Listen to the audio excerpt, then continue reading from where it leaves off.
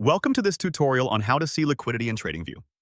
Understanding liquidity is crucial for any trader, as it helps you make informed decisions when entering or exiting trades. In this video, we will walk you through the steps to analyze liquidity using TradingView's features and tools. First, start by opening TradingView on your browser. Once you are on the platform, select the asset or market you want to analyze.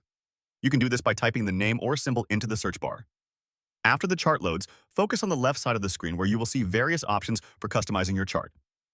Here, we will add volume indicators that will help you gauge liquidity. Next, go to the Indicators section by clicking on the Indicators button at the top of the screen. In the search bar, type Volume to find relevant indicators.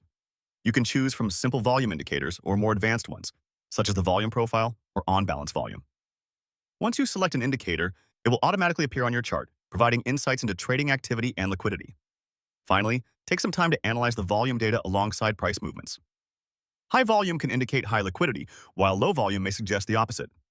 Look for areas on the chart where there are significant spikes in volume, as these often correlate with critical price levels.